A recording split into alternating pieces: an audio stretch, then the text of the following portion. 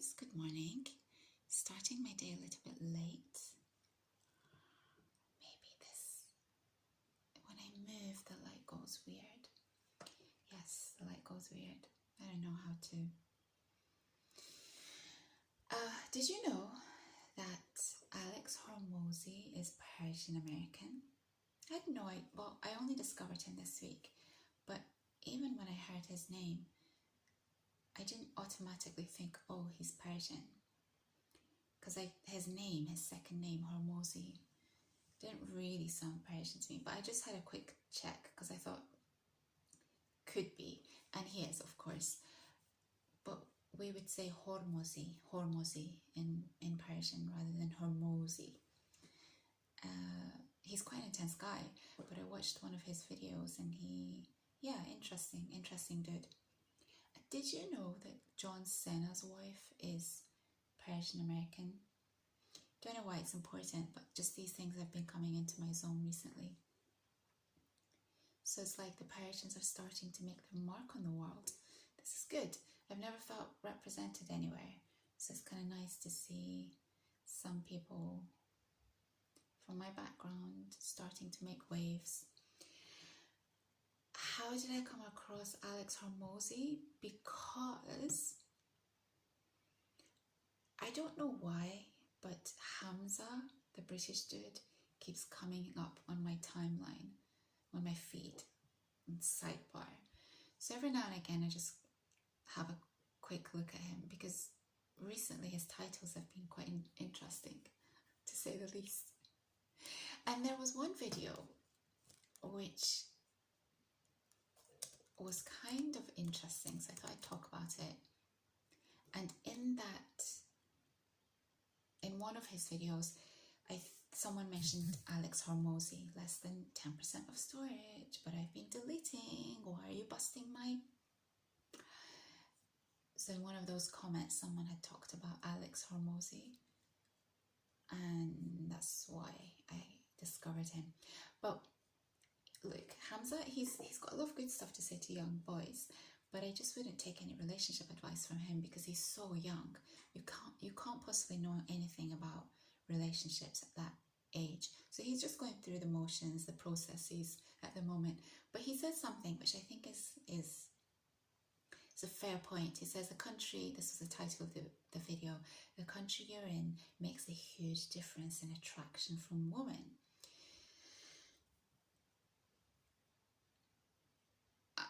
So what happened was that he went over to the States and he just didn't get any woman being into him at all. Whereas apparently he gets a lot of attention in the UK. So it made me think of Japan, and it made me think of a lot of the guys who come over to Japan and actually one of the comments underneath made me start thinking about this. Someone's calling me, but I'm going to ignore it because I don't know who it is.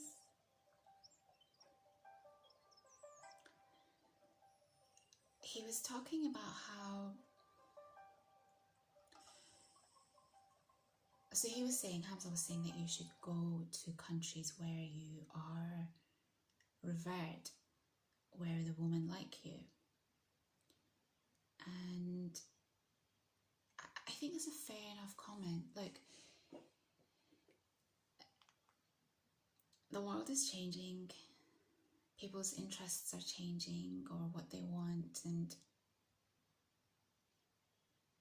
yeah, I think everyone deserves love. So if it means that you have to go somewhere else for love, then go for it. But word of caution, this is one of the comments underneath, I think, that video. This American guy, I'll read it for you. It says, I live in the US, and for the longest time, I either thought I was doing something wrong or was just ugly by modern standards. It was definitely a culture shock to me going to Japan and basically being treated like a celebrity. I think I'll be going back soon. The women there are kind, courteous, and educated. I would not mind finding myself a wife there. Yeah, and then he talks about Vegas, which is where Hamza went, and none of the women were interested in him. So this comment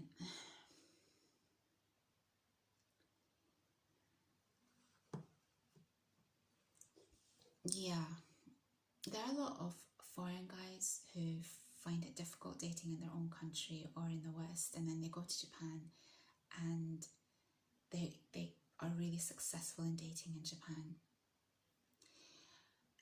The only thing is, I think, is that sometimes they rush into relationships in Japan without getting to know women and dating a lot. So they rush into the first relationship and then they get married and then blah, blah, blah.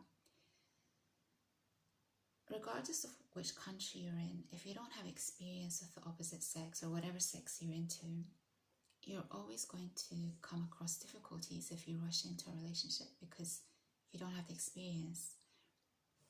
So I think that's the first word of advice, is if you do travel abroad, is just to date a lot, get to know people, don't rush into things. And then the other thing is that I don't think a lot of people understand how complex Japanese culture is. Even for Japanese people, it's complex. But women and men in Japan are not dating anymore. That's the first thing. Basically, Japan's like 30 years, I would say, behind the West in terms of women working and having the same opportunities as men. And two things have happened. One is that as a result of these opportunities that are coming their way, women have gained their freedom. I don't know why I'm doing that. They are basically more independent. And I've got my little hot water bottle, if you're wondering why it makes that little noise. I just like it. It makes me feel cozy. So they've got their freedom and they've got a salary coming in, so that they don't really need men. Whereas in the past, they had no choice. They needed men because the opportunities weren't there for them. The opportunities are still not there in the same way that they are in the West, but much better than what it was like in the past. And because the salaries are not catching up with the cost of life in Japan, things are difficult for young people. So you'd think that they would, because of that, they would be getting married. But for some reason, there's this thing that's happening in Japan, and it's been happening for a very, very long time, where people are just not getting into relationships.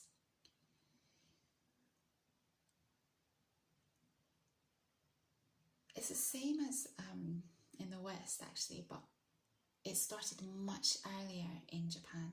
It started a lot earlier, and no one really knows why, but people put it down to the fact that it's related to women getting more independence in the workplace.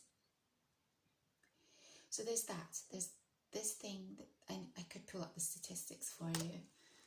Percentage of people getting married in Japan. People getting married in Japan. And then the other thing is that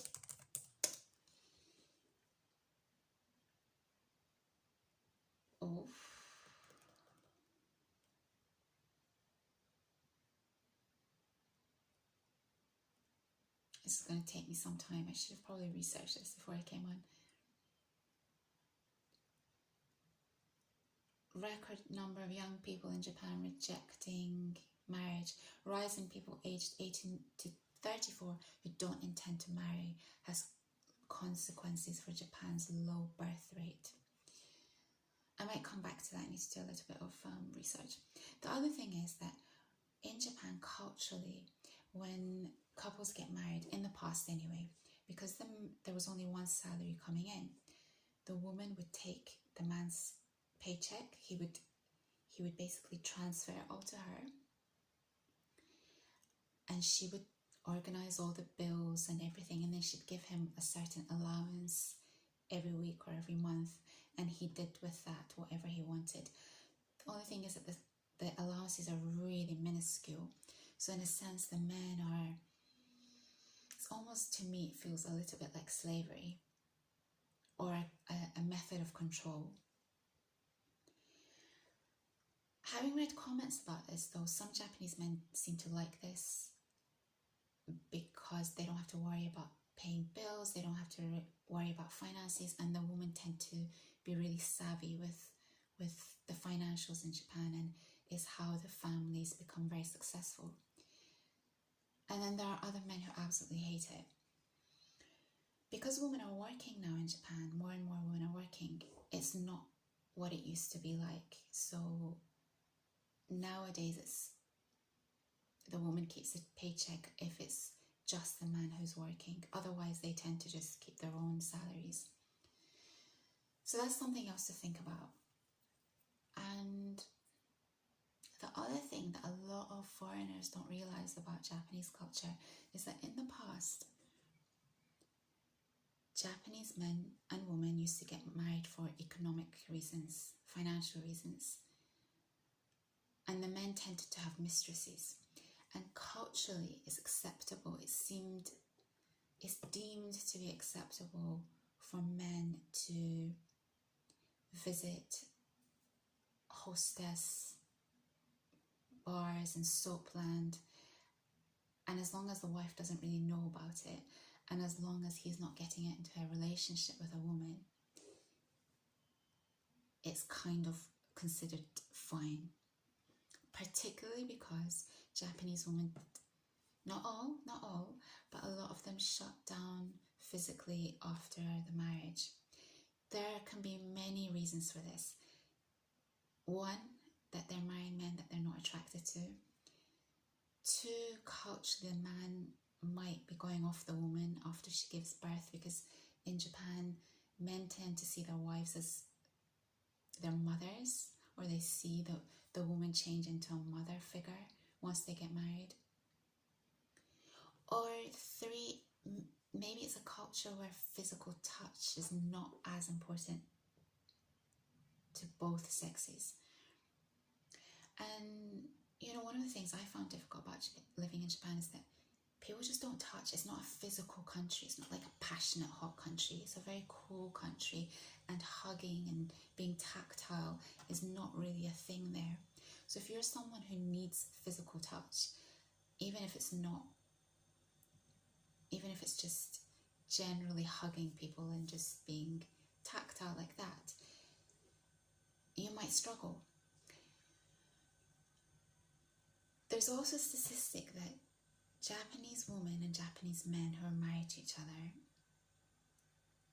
are having physical affairs, but just not with their respective other. So it's almost like they get married and then it's accepted that they're just going to be with other people. It's a very, very strange thing. And I think I kind of alluded to how rampant the cheating is in Japan in one of my previous videos. And it seemed that, there was an interview where Japanese girls were interviewed and they were asked if they thought it was cheating if a guy went to a hostess bar. A hostess bar is basically, there are two different types. There are ones where the guy goes just to talk to women. They pay to talk to these women. And then there are ones where there are other services involved. That's typically called soapland. The women were asked if they thought that was cheating, and most of them said no. And then the men were interviewed, and the men didn't consider it cheating at all. So it's a very unusual aspect of the culture, and something I always found really bizarre and not appealing about the culture.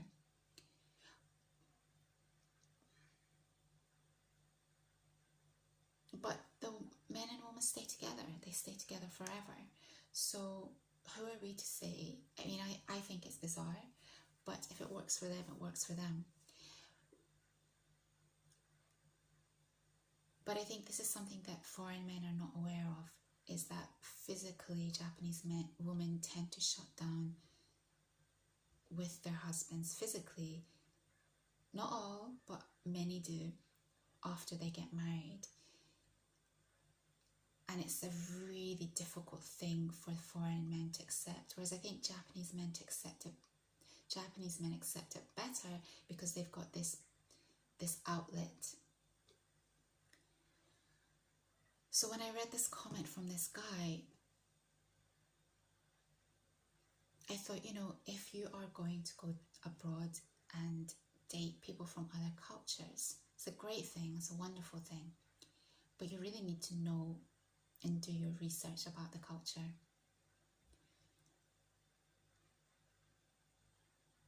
And he's, this comment that he made, that they're very kind and they're very feminine. The women are very feminine. They are kind, courteous, and yes, very well educated.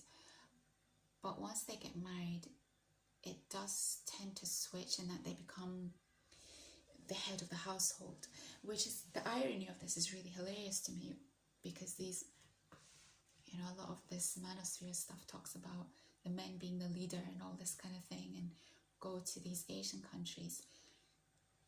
Yes, for some of the Asian countries, the men are the men and the women are the women, but not in Japan. The women are very, very strong, and a lot of what you see as an outsider with Japanese culture, it's all a facade. Even within the culture, there's a mask. The mask is called tatemai. Tatemai is, it's a function, it's a behavior, it's a formality, it's what you do, how you behave, that is polite and doesn't really show your true feelings. And then you've got honne, which is when you actually do show your true heartfelt feelings, but that only happens with people that you're very, very close to, or family. So there's something similar in Persian culture. It's called tarof. Tarof is where you are incredibly polite and gracious, but it's just a tool to make relationships comfortable and easy. For example,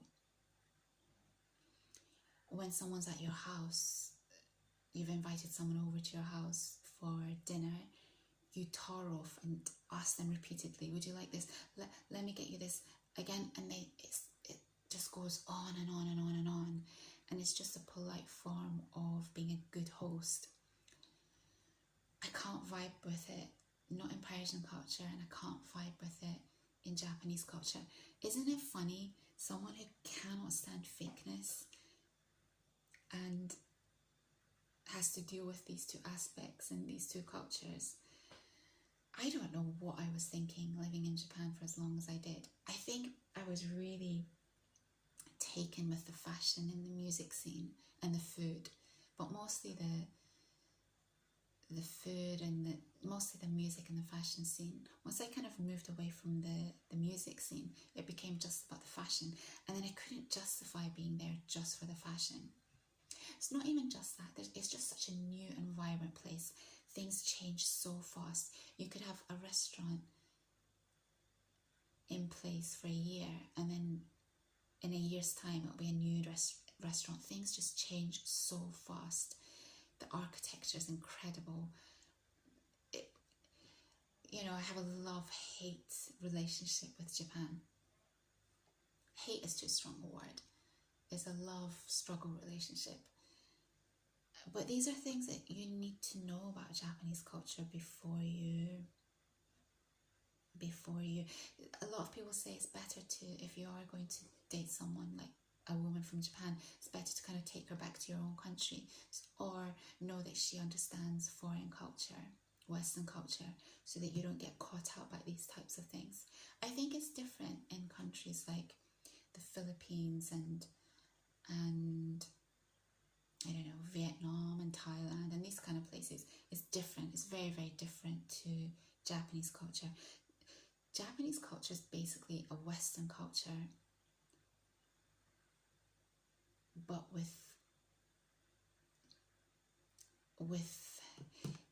they're very, very educated people, but then certain things they've stuck to their traditional roots. Fair enough, a lot of cultures are like that. So it's the West, but it's not the West. So I think what I want to say is that you've got to do your research, because otherwise you're going to end up in a very, very unhappy marriage. Also, I would say that Japanese women are like, Japanese women were the original materialistic women. They want a husband who is successful. So if you are someone who's going over to Japan without the skills to move into a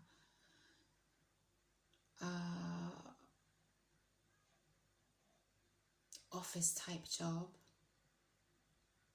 and you're going to be on a low salary for the long term, it's going to cause issues with a Japanese woman, because she's going to push and push and push that you make more and more money.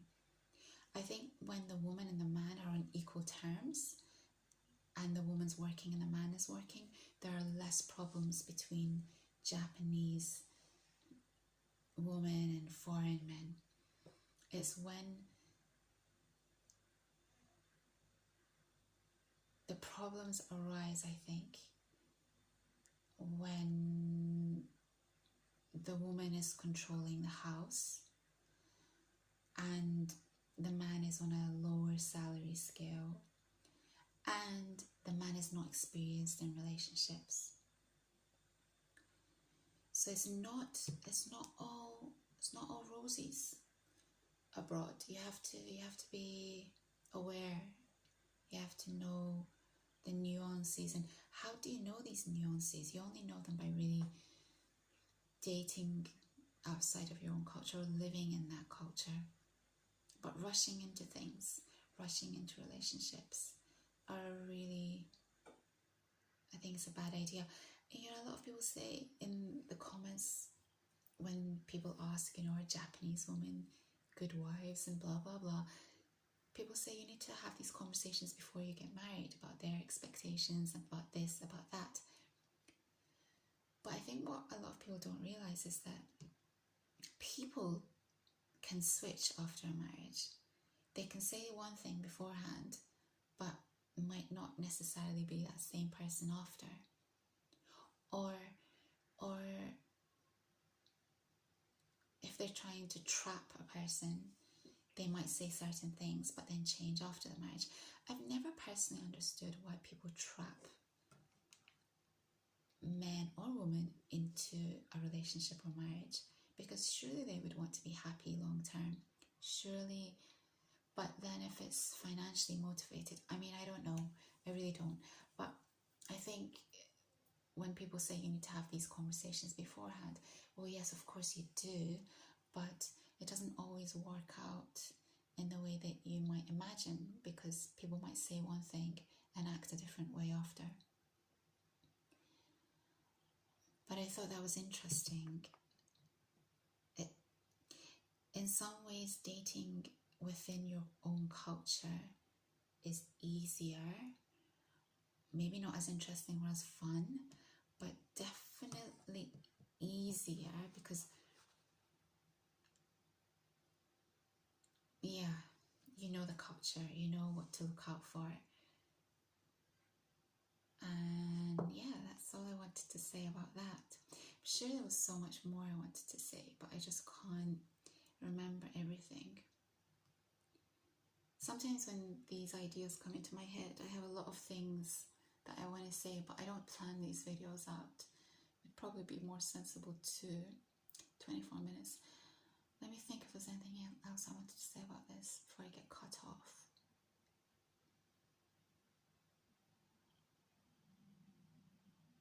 I think there's this misconception that Japanese women are wallflowers. They're not at all. It's like Persian women. They're feminine, but they're very strong. Similarly, Japanese women are very feminine, but they're really strong. And I think this happens in cultures where women are very, very educated.